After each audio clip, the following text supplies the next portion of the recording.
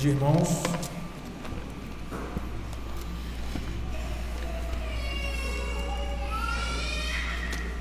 Vamos dar seguimento à nossa exposição.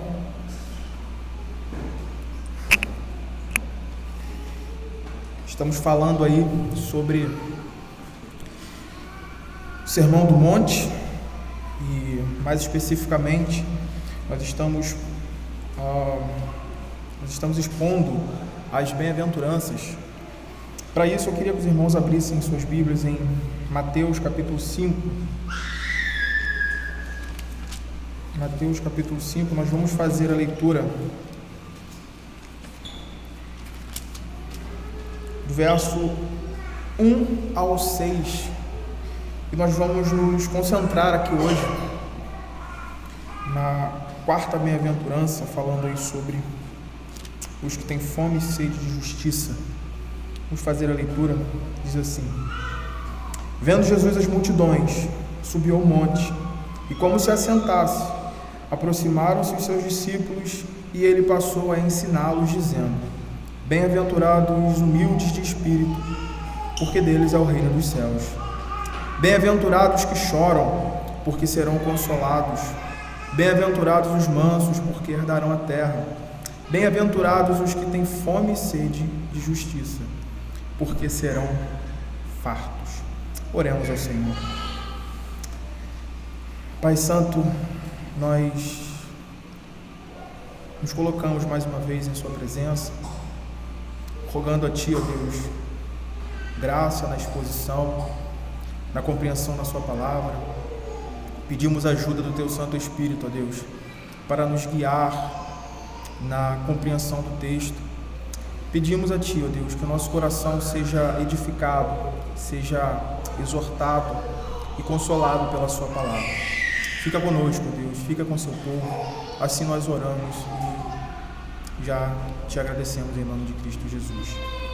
Amém. Nós temos aprendido aqui sobre os humildes, sobre os pobres, né, que choram. Nós temos aí cada exposição colocado aí a sucessão dessas bem-aventuranças. Nós temos dito que as bem-aventuranças elas não seguem uma ordem aleatória, mas elas são aí o resultado, né? Elas brotam uma da outra. Nós temos visto exatamente isso. Então nós falamos da mansidão dos humildes que choram nas 3 primeiras bem-aventuranças, as 3 primeiras exposições, e agora nós vamos falar da quarta bem-aventurança, sobre os que têm fome e sede de justiça. É interessante nesse início aqui um comentário de Lloyd Jones, ele comentando esse trecho, esse início da quarta bem-aventurança, ele diz algo muito interessante. Ele diz assim: poderíamos descrever essa declaração como a magna carta de toda alma anelante, aquela notável afirmação do Evangelho cristão a todos quantos se sentem infelizes no tocante a si mesmos e no tocante ao seu estado espiritual, os quais também anseiam por uma nova ordem, por uma nova qualidade de vida que até agora não puderam usufruir. Essas declarações, ou essa declaração que nós temos aqui na quarta bem-aventurança, é uma das mais elevadas afirmações. É uma das mais elevadas afirmações do Evangelho, não é?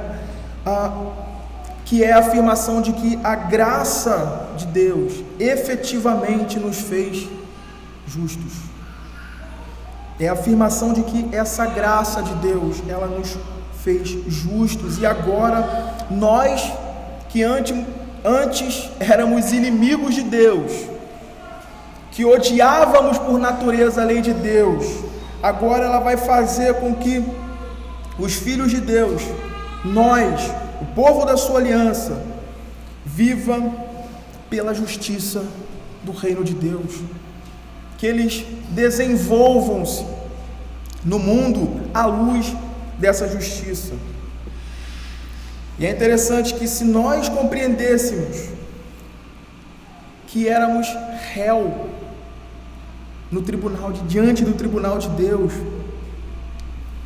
se nós olhássemos para a nossa condição como estávamos antes, qual era a nossa condição, esse estado anterior, nós vamos perceber que tudo que necessitávamos, tudo que carecíamos, nós não podíamos encontrar em nós mesmos, nós não podíamos produzir, isso faltava em nós. E também nós vamos perceber claramente que tudo de bom, todas as dádivas que nós possuímos são decorrentes da justificação gratuitamente recebida em Cristo Jesus. Então a justificação é exatamente o ponto onde nossa relação com Deus passa de inimigos de Deus, de filhos da ira, para filhos amados de Deus. Nós vamos perceber exatamente isso. A nossa justificação, ela muda essa relação do homem com Deus, no estado em que ele nasce, em rebelião contra Deus, em inimizade contra Deus. Então nós vamos perceber tudo isso, que quando ouvimos a pregação do Evangelho, que foi o meio ordinário que Deus estabeleceu, quando ouvimos a pregação do Evangelho, fomos chamados eficazmente, cremos e nos arrependemos, fomos justificados gratuitamente pela obra de Cristo imputada a nós. E isso é o que muda tudo. Isso é o que muda tudo. E aqui nós vamos ver nessa bem-aventurança, no desenvolvimento dela, a eficácia do poder de Deus exercido na vida dos súditos do seu reino. Esse poder exercido aí na vida dos seus súditos. Na sequência aí daquilo que foi dito anteriormente, nós vamos ver que o homem perdeu a sua justiça e retidão no Éden. Lá foi declarado, o seu ódio à lei de Deus. Mas agora nós vamos ver a manifestação desse poder, domesticando o homem, como nós falamos na última exposição. Ele é domesticado pela graça. E então ele vai poder dizer isso. Nós podemos ver essa grandeza e essa eficácia do poder de Deus, a ponto daquele que era inimigo da lei de Deus poder dizer: quanto amo a tua lei, como diz o salmista lá em Salmo 119, verso 97. Quanto amo a tua lei, é a minha meditação todo dia. Então aí nós podemos ver essa grandeza desse poder eficaz operando no coração do homem, no coração rebelde do homem. Lloyd Jones também diz algo, eu estou aqui parafraseando, não lembro exatamente, mas ele diz algo dentro dessa realidade. Ele diz que só no Evangelho há esse poder de mudar o coração indomável do homem em um coração manso, que ama a justiça e que anela em viver esse mundo debaixo da justiça de Deus. Ele diz que tudo mais foi experimentado e falhou. Só no Evangelho há esse poder. E é sobre isso que a quarta bem-aventurança, que essa bem-aventurança que nós vamos falar hoje, está tratando. Bem-aventurados os que têm fome e sede de justiça, porque serão fartos. Porque serão fartos. A questão inicial aqui é mostrar o que essas palavras significam, de maneira que saibamos que tipo de justiça o povo de Deus deseja, que tipo de justiça o povo de Deus anela, anseia. E nós podemos dizer que esta justiça consiste em uma perfeita conformidade com a santa lei de Deus, ou seja, com a vontade de Deus. Com a vontade de Deus. uma vez que o homem bem-aventurado se viu pobre espiritualmente, uma vez que ele chorou pelo seu estado e por tudo que lhe falta, como nós vimos na exposição passada, foi feito manso, ele foi domado por essa graça para se submeter humildemente a Deus. Agora eles vão expressar a obra da graça em um modo de vida único do povo da aliança, em um modo de vida distinto, separado do curso natural do mundo. É exatamente esse o fator. A justificação, ela muda tudo, ela muda toda a disposição do coração do homem. Ele nasceu de novo, agora ele tem uma nova relação com Deus, ele é justo. Essa é a característica distintiva, e nós vamos ver aí essa questão sendo desenvolvida, desse expressar de vida, de forma que agora ele está expressando essa obra de Deus, da graça efetivamente aplicada em seu coração. Essa bem-aventurança, ela está tratando especificamente do viver cristão como fruto da obra da graça, e por isso é totalmente dependente da justiça de Cristo. Por isso que ela é totalmente dependente da justiça de Cristo, como um viver que vai refletir em todos os aspectos, em todos os âmbitos, aquilo que ele recebeu, aquilo de que ele foi alvo. Ponto aqui, irmãos, é percebermos que os dois termos empregados nesse versículo aqui, fome e sede, mais uma vez, é importante que digamos isso, eles não são termos aleatórios, eles não são termos empregados de qualquer forma, aleatoriamente, mas eles representam as necessidades básicas que todo homem possui. Eles vão apontar para essa necessidade básica que todo homem possui. Isso significa que tanto os ímpios quanto os justos têm fome e sede de alguma coisa. Tanto ímpios quanto justos têm sede de alguma coisa. A questão é que sem a operação da graça no coração do homem, os seus apetites, a sua fome, a sua sede, o seu clamor naturalmente vai ser por injustiça e por iniquidade. É só nós lembrarmos daquilo que nós já havíamos falado na própria escola dominical, falando dessa depravação humana. Uma vez que o homem caiu, que o homem se rebelou contra Deus, toda a inclinação do seu coração, toda a disposição natural do seu coração é contra a palavra de Deus, a lei de Deus. Ele odeia naturalmente a Deus. O homem natural, em sua condição em que nasce, ele odeia a Deus. Não existe um termo melhor. O homem não desgosta mais ou menos de Deus. Naturalmente ele é inimigo de Deus.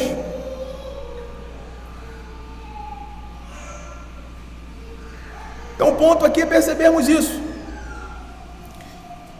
Essa sede, essa fome natural do ser humano é por aquilo que desagrada a Deus, por essa injustiça, por essa iniquidade, aquilo que é mal.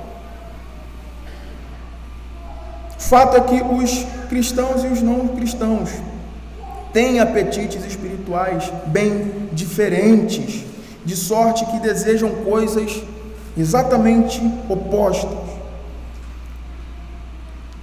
Portanto, essa fome por justiça que nós vamos ver aqui, que nós estamos falando, ela é outra qualidade que nós já estamos vendo, não é? Ela é outra qualidade que distingue os cristãos dos não cristãos.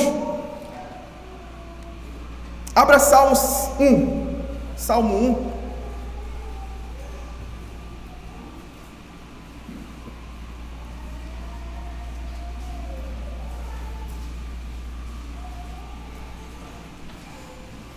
Dos versos de 1 a 6, vai dizer Bem-aventurado o homem que não anda no conselho dos ímpios, não se detém no caminho dos pecadores, nem se assenta na roda dos escarnecedores. Antes, o seu prazer está na lei do Senhor, e na sua lei medita de dia e de noite. É como árvore plantada junto à corrente de águas, que no devido tempo dá o seu fruto, e cujas folhagens não murcham, e tudo quanto ele faz será bem sucedido. Verso 4: o ímpio, ou os ímpios, não são assim. Os ímpios não são assim. Eles não têm o prazer na lei de Deus, antes eles detestam a lei de Deus, porque ela reprova os seus caminhos. Ela reprova os seus atos pecaminosos.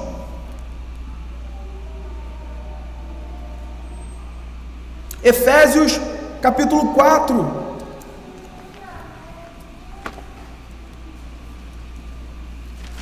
Efésios capítulo 4,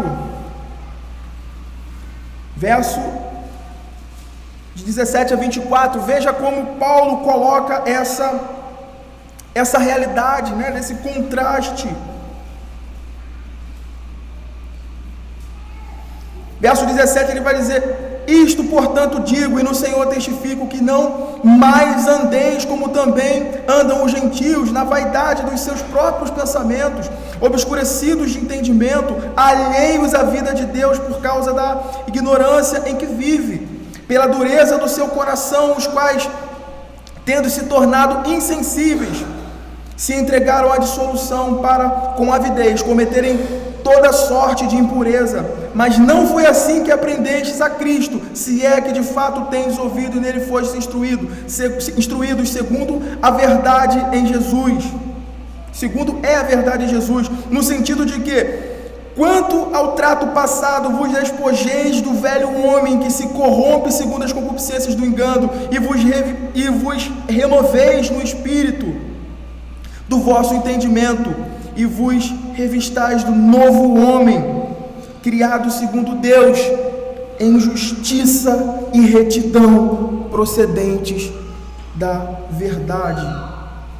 O entendimento aqui é que os filhos de Deus não são mais como os ímpios, eles não são como os ímpios, vivendo no mundo, desenvolvendo a sua vida, os seus negócios. Ou seja, as bênçãos decorrentes da justificação que os crentes receberam em Cristo muda completamente a disposição dos seus corações.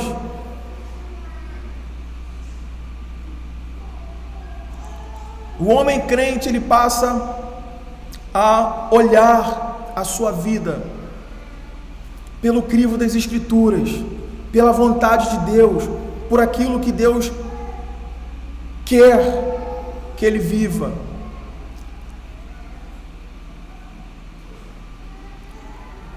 Ele passa a fazer as suas escolhas, seus negócios, à luz da vontade de Deus. E quando algo é colocado diante dele, que aquilo ali bate, aquilo é colocado contra a vontade de Deus, por mais benefícios que ele possa adquirir com aquilo, ele vai abrir mão, ele vai negar,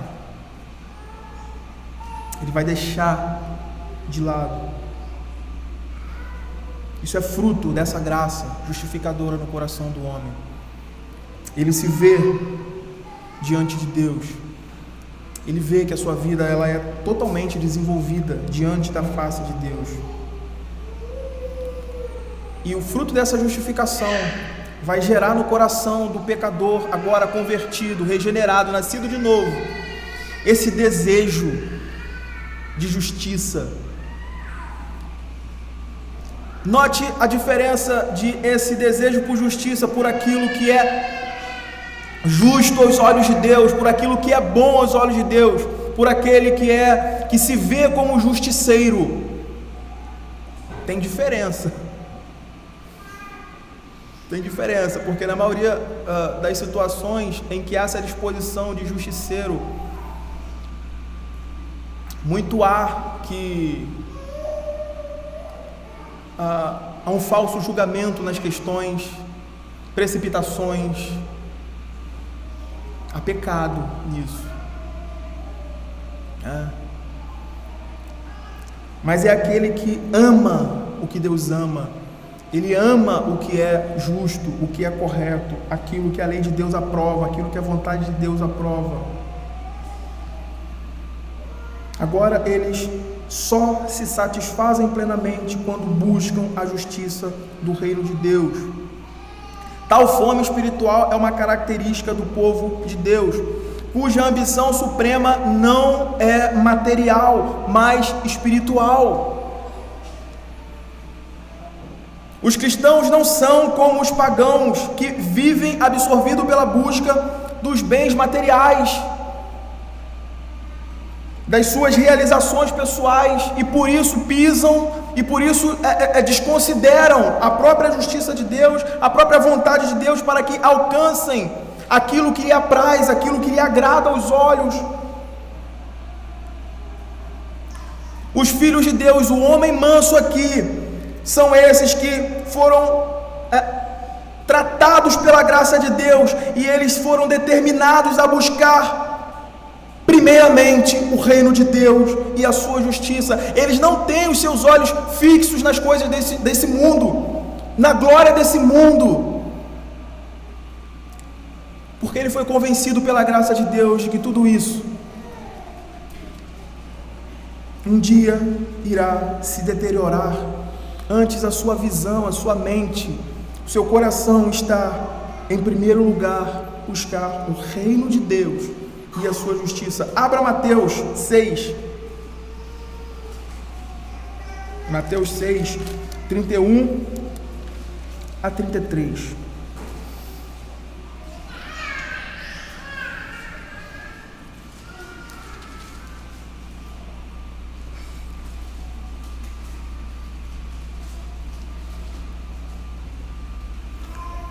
Portanto, não vos inquieteis dizendo o que comeremos, que beberemos ou com que nos vestiremos, porque os gentios é que procuram todas estas coisas.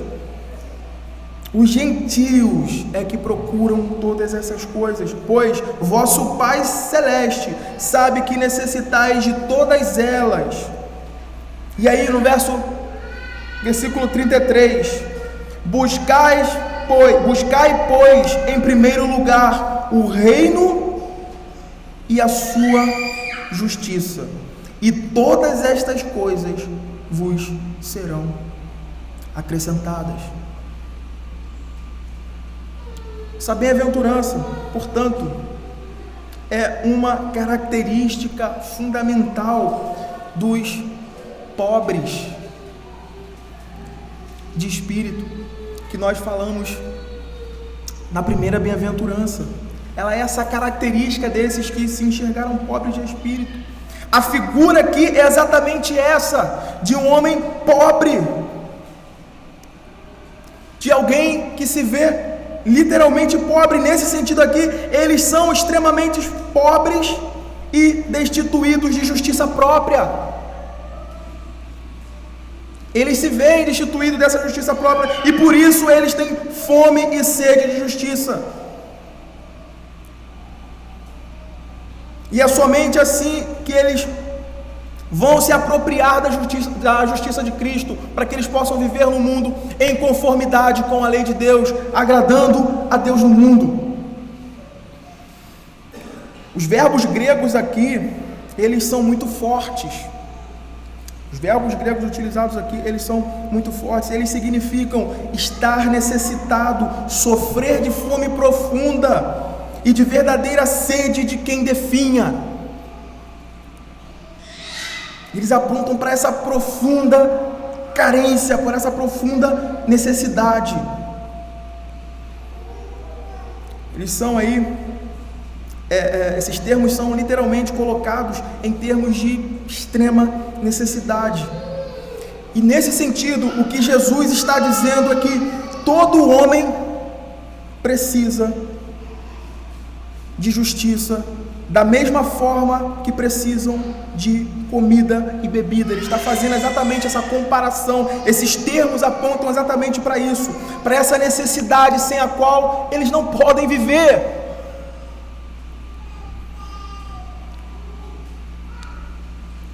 Só que esse suprimento só pode ser encontrado em Cristo, que é tratado nas Escrituras, desde o Antigo Testamento, como justiça nossa.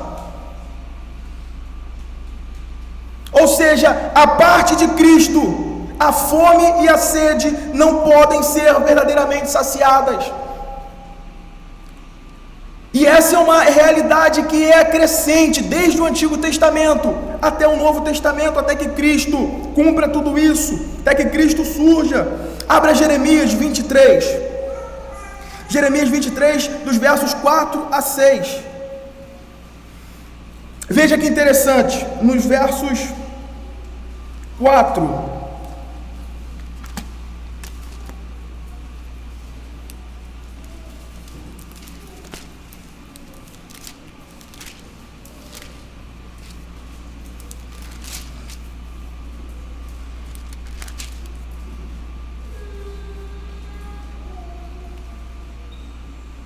Verdade, verso 5. Diz assim o texto: eis que vem dias, diz o Senhor, em que levantarei a Davi um renovo justo, e rei que é, reinará e agirá sabiamente, e executará o juízo e a justiça na terra. Nos seus dias Judá será salvo, e Israel habitará seguro. Será este o seu nome, com que será chamado Senhor, justiça nossa. E Paulo, na sua primeira carta aos Coríntios, no capítulo 1, abra. Paulo, olhando para essa realidade, ele vai dizer, capítulo 1, verso 30, mas vós sois dele em Cristo Jesus, o qual se tornou da parte de Deus sabedoria, justiça e santificação e redenção. Ambos os textos apontam unicamente para Cristo como o único suprimento de justiça de que o homem precisa, de fato. Ambos os textos, e essa é uma realidade crescente, constante nas Escrituras. Na própria forma da lei nós já vimos isso. Nos próprios requerimentos da lei nós já vimos isso, de que o homem, ele precisa de justiça, mas ele não tem. A lei foi dada exatamente para isso, para que ele veja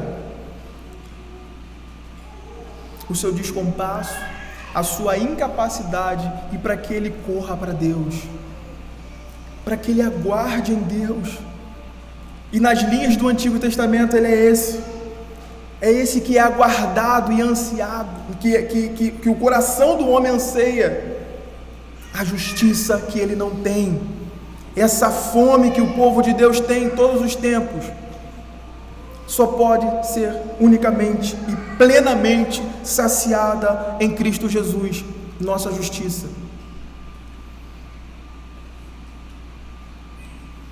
O verso 30, ele condensa tudo isso, no capítulo 1, 1 Coríntios. Mas vós sois dele em Cristo Jesus, o qual se tornou da parte de Deus sabedoria, justiça e santificação e redenção. Ter fome e sede de justiça significa confessarmos a suficiência de Cristo.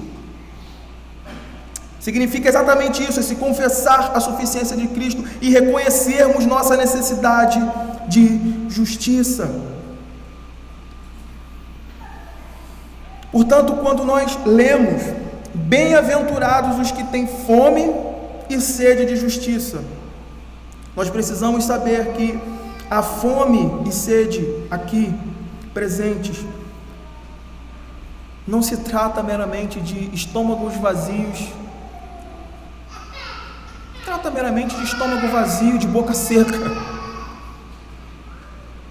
mas de uma alma cujas aspirações são para que a justiça do reino de Deus seja estabelecida na pessoa de Cristo, e para que o povo dele viva de acordo com essa justiça no mundo, expressando isso, essa obra magnífica, essa obra indizível.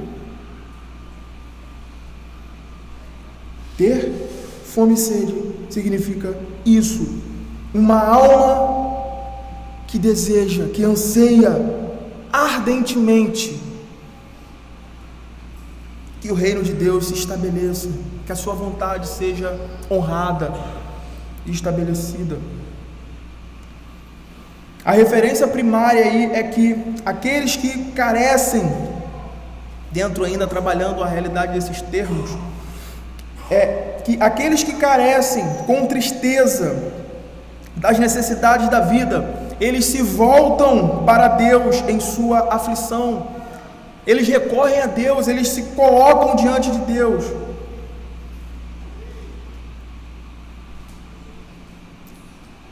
Como quem busca ajuda em Cristo, para que eles possam então desenvolver a sua vida nesse mundo. Mateus vê nisso uma fome por justiça. Mateus vê nisso essa fome, ou seja, uma disposição para que a vontade de Deus seja feita. Uma disposição para que a vontade de Deus seja honrada. E é interessante aí ver o tempo verbal em que ela é colocada aqui. E o tempo verbal aí é o presente contínuo. Ou seja, por mais que o crente ou que os crentes tenham em alguma medida a justiça que eles desejam aqui e agora nesse mundo, eles sempre desejarão mais e mais e mais, eles sempre anelarão por isso. O seu coração terá sempre esse desejo. Ter fome e sede de justiça é o verdadeiro desejo da alma cristã, de ver o reino de Deus progredindo no mundo, de ver a vontade de Deus sendo honrada em cada aspecto da vida cristã, na sociedade, na cultura, nos negócios, na igreja, na família. É ver a justiça de Deus, o reino de Deus progredindo.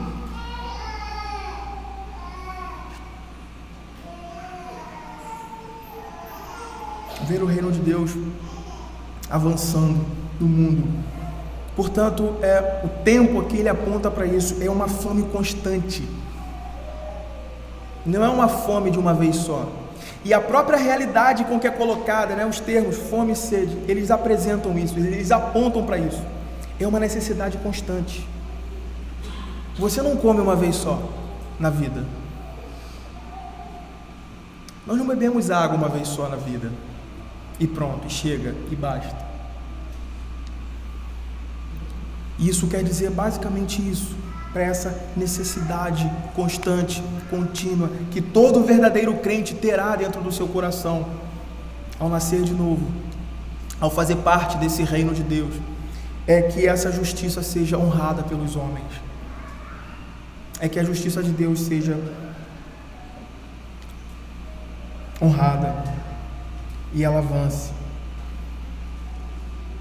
É uma fome constante, uma sede intensa, que por mais que encontremos, e recebamos aí em certa medida essa saciedade aí nessa vida, a completude disso aponta para a eternidade. Aponta para a eternidade, aponta para aquele momento onde nós estaremos livres da presença do pecado, diante do nosso Senhor, eternamente, saciados pela sua presença em justiça. Tem um comentário muito interessante do Matthew Henry falando sobre isso aqui. Ele diz algo aqui que é muito interessante. Ele vai dizer o seguinte: A fome e a sede são apetites que voltam com frequência e exigem novas satisfações. Assim, esses santos desejos são levados a cabo na busca de novos suprimentos diários de graça. A alma vivificada exige constantes refeições de justiça, graça para fazer a obra de cada dia em seu dia, tão devidamente quanto o corpo vivo pede alimento.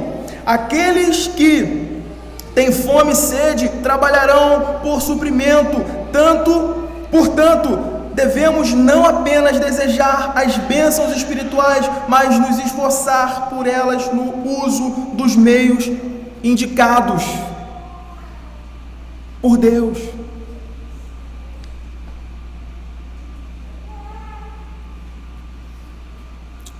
E é interessante nós observarmos isso, porque inicialmente nós falamos sobre fome e sede de justiça como uma perfeita conformidade com a lei de Deus e com a sua vontade. E é exatamente aqui, é exatamente nesse ponto que muitos se perdem no entendimento do que significa ser justo diante de Deus e expressar essa justiça no seu procedimento, na sua vida diária. É exatamente aqui que muitos tropeçam, que muitos se perdem nesse entendimento do que significa ser justo e expressar essa justiça. Porque às vezes as pessoas colocam uma ideia muito longínqua, muito distante, impossível de ser alcançada, como esse padrão que cristão estabelecido aqui, como essa justiça, algo inatingível.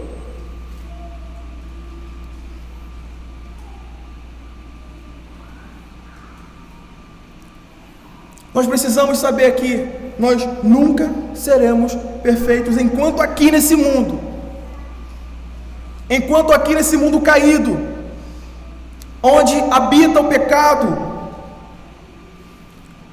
Só que tão importante quanto isso é sabermos que isso não pode ser a nossa desculpa para nos acomodarmos a um padrão abaixo do que Deus exige, a uma vida cristã medíocre.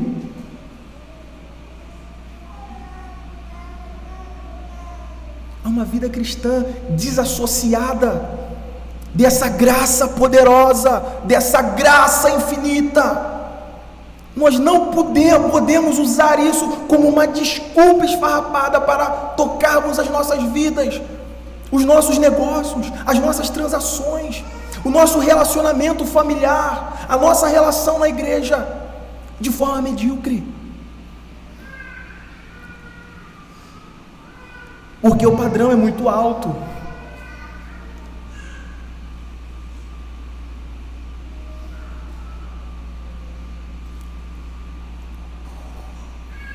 Quando a gente diz isso, às vezes, para muitas pessoas, isso causa um espanto.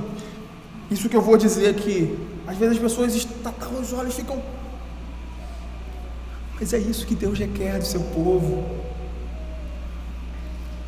Justiça e santificação, elas caminham e elas apontam para a perfeição. A perfeição deve ser sim o alvo de todo cristão. Nós sempre devemos olhar para as bem-aventuranças como esse ideal cristão, como o padrão estabelecido para o crente viver no mundo, para ele expressar a justiça de Deus, para a obra de Deus que foi feita. Nós devemos sim anelar por isso, em viver uma vida justa diante de Deus.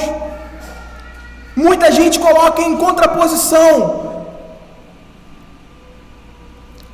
essa realidade da teologia paulina com a teologia de Tiago, dessa graça e das obras.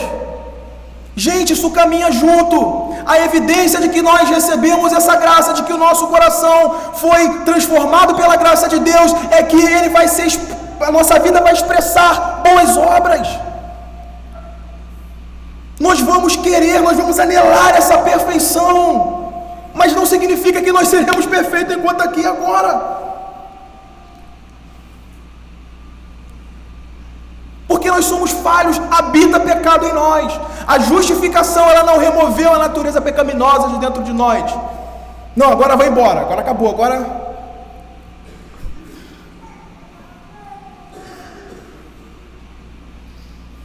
Sempre devemos olhar para as bem-aventuranças como esse ideal, como esse padrão e como o alvo, o objetivo das nossas vidas é viver isso, esse padrão.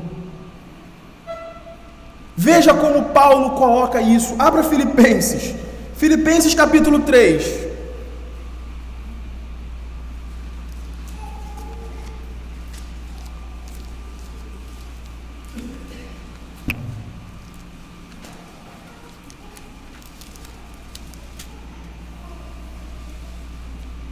Olha como Paulo ele coloca a sua vida, a sua caminhada cristã nesse mundo, debaixo dessa justiça. Olha como ele fala: não que eu já tenha recebido isso, ou já tenha obtido a perfeição, mas prossigo para conquistar aquilo para o que também fui conquistado por Cristo Jesus.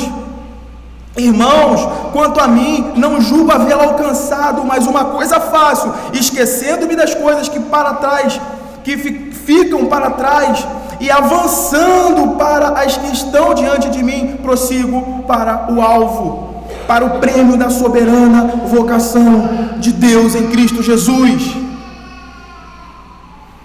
De Deus em Cristo Jesus.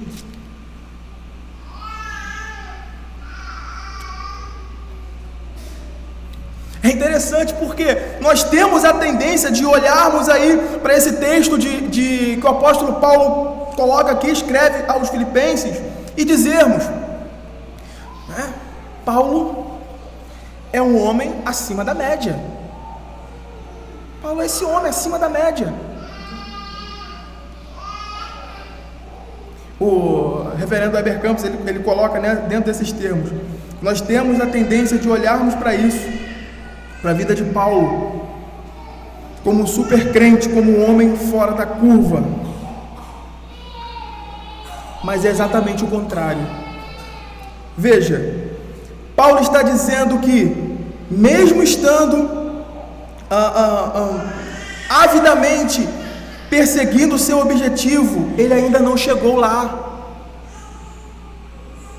Ele ainda não chegou lá, mas ele prossegue tentando, ele prossegue insistindo, persistindo atrás desse alvo, desse objetivo.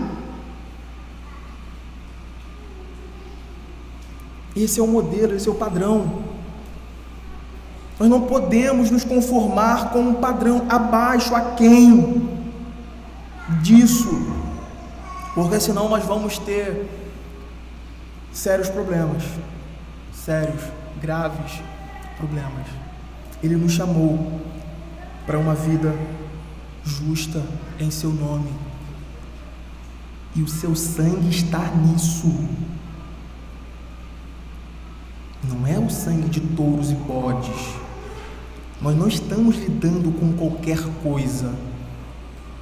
Ele não nos justificou, ele não nos cobriu com o seu sangue para que nós possamos viver de qualquer maneira no mundo, para que nós possamos olhar para o nosso lado e ver, não, o irmão é crente, ele tem uma vida assim, acolá. O padrão é a lei de Deus,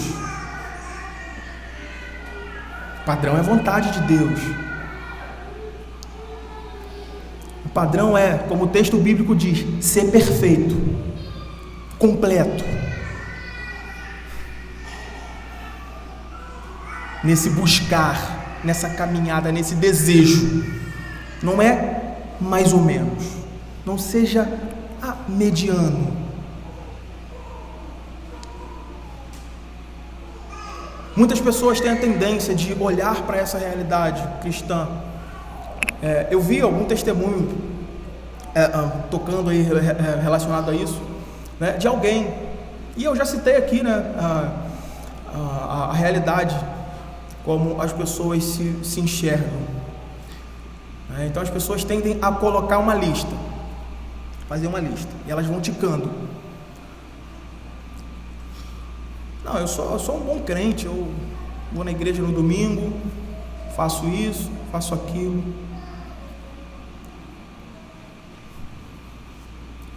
Se nós nos apresentarmos diante de Deus com essa justiça, com esse padrão baixo, nós estaremos em dificuldade. O padrão é o modelo do nosso Senhor. É esse. O padrão é esse.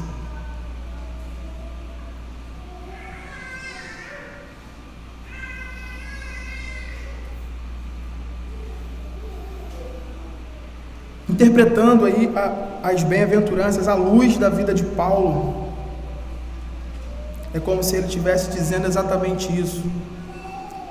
Eu estou nesse caminho, eu fui colocado nesse caminho, eu estou buscando.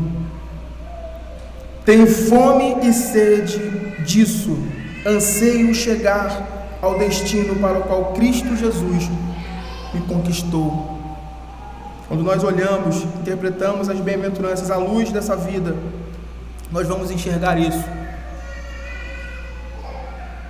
Nós vamos ver isso. Reverendo Heber Campos, ele vai dizer algo interessante. Portanto, a ideia de buscar constantemente e jamais se satisfazer, que é essa ideia da sede e fome de justiça, é algo presente e contínuo. A ideia de buscar constantemente e jamais se satisfazer com o patamar atingido é própria de quem entendeu essa bem-aventurança. Isso vai apontar para aquilo que a palavra de Deus, eu não me recordo do texto agora, não separei aqui, mas isso vai apontar para esse desenvolvimento que agora, debaixo da graça, essa graça nos deu todos os benefícios, tudo o que necessitamos para a vida e para a piedade. Então agora que nós recebemos essa vida, agora que nós recebemos essa salvação em Cristo Jesus, isso vai apontar para esse desenvolvimento. Desenvolvei.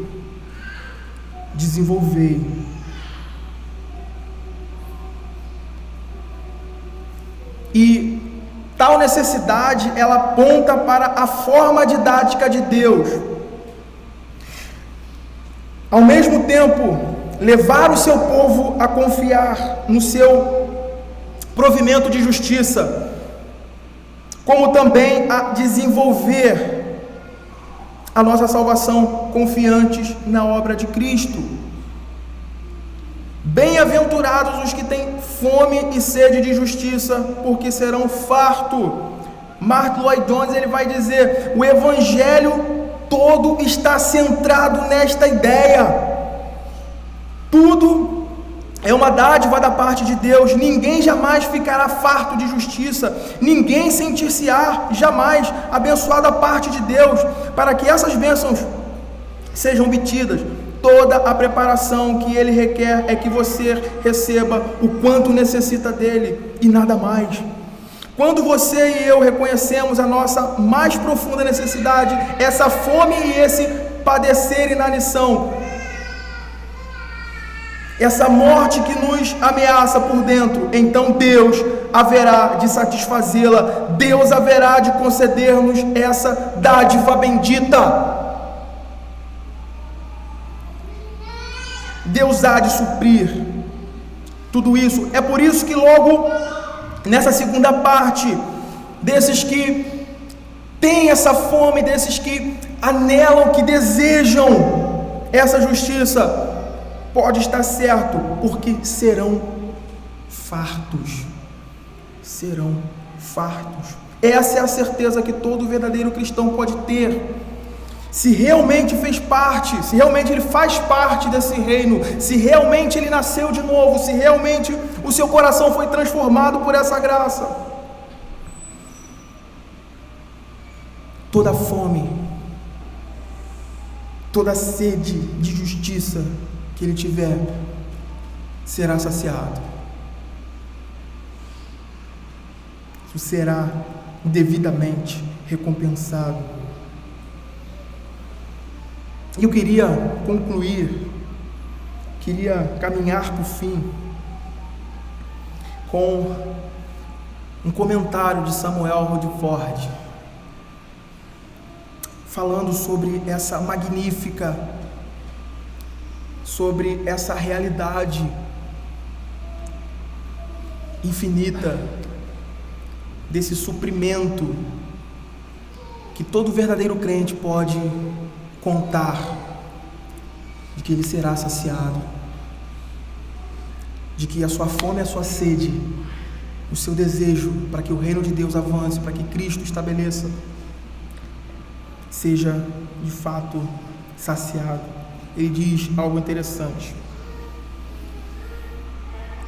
Diz assim: aqui está a obra do Evangelho por toda a eternidade, para os obreiros glorificados, para anjos, para homens redimidos, cavarem nesta mina de ouro, moverem essa pedra preciosa e deleitosa para a alma, contemplarem, ver, investigar e buscarem em sua excelência. E esta é a saciedade, o topo e o auge da glória e felicidade do céu. Sempre ver e nunca conseguir ver tudo, sempre admirar e nunca deixar de ficar admirado com as virtudes daquele que está sentado no trono, está sempre saciado, mas nunca ficar esgotado de Cristo.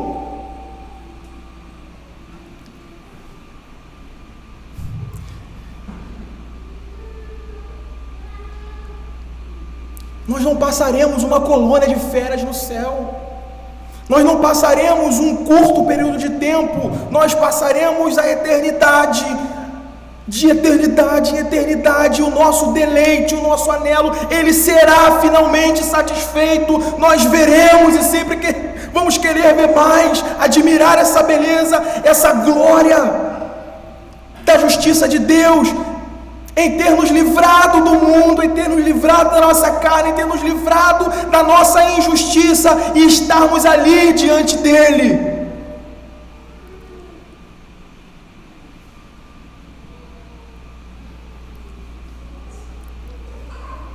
O nosso coração será eternamente consolado. Por isso, porque nós saberemos de onde viemos, do que nós fomos livres e dessa graça e dessa justiça que nos preservou nesse mundo, anelantes por aquilo que agora, falando desse tempo futuro de eternidade, agora temos sem medida.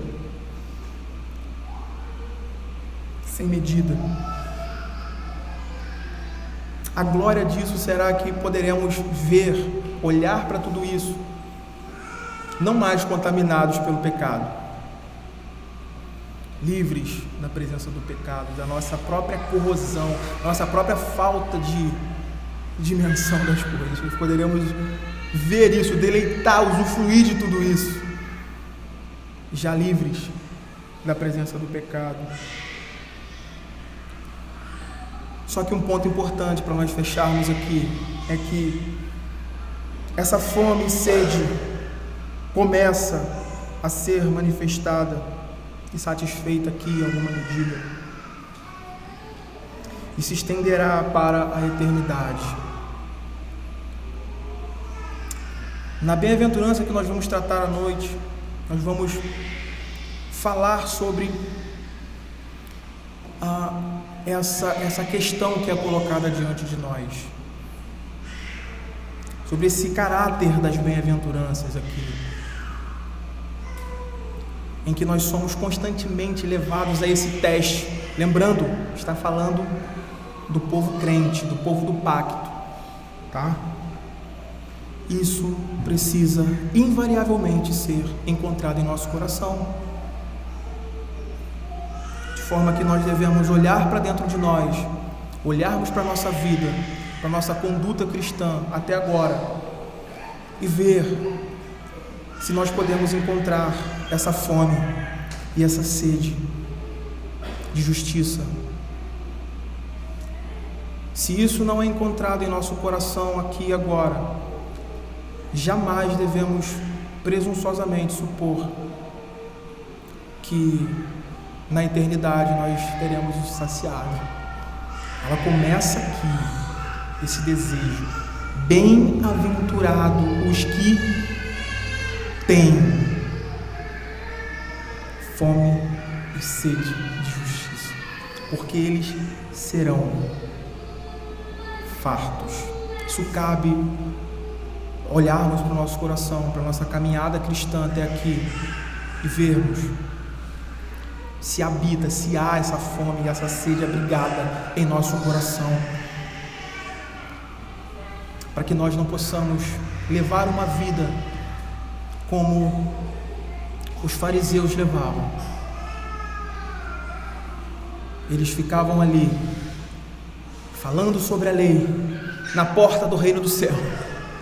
Ficavam ali na porta, falando, articulando sobre a lei, mas eles estavam de fora do reino. Estavam à parte da realidade bendita da justiça desse reino. Eles ficavam lá na porta do reino, tricotando. Nós devemos olhar para o nosso coração com sinceridade diante do Senhor e diante da crivo da sua palavra, avaliarmos se há essa sede no nosso coração. Vamos orar nessa manhã, nesse final. Vamos agradecer ao Senhor. Pai Santo, nós te agradecemos, ó Deus, pela sua palavra. Te agradecemos, ó Deus, porque a tua palavra, ela corta nosso coração, ela vai até o mais profundo do nosso ser. Ela confronta, ó Deus, as nossas falhas, os nossos pecados, as nossas omissões, a nossa falta de conformidade com a sua lei, e ela nos traz a uma realidade. Ó Pai, que nós possamos nessa manhã nos avaliarmos como padrão, tendo como padrão a tua palavra. Que nós possamos, ó Deus, urgentemente olhar o nosso coração, sondar o nosso ser, se habita em nós essa justiça, essa fome, essa sede, porque ela testifica, ó Deus, de que nós fomos justificados diante do Senhor, e nós anelamos por isso na vida dos outros, nós anelamos por isso, pela sua justiça nesse mundo. Que o Senhor nos conserve, Senhor, que o Senhor traga ao nosso coração esse senso, que o Senhor trabalhe na vida do seu povo, que o teu Espírito Santo continue a nos instruir, para a glória do teu santo nome. Assim oramos em nome de Cristo Jesus. Amém.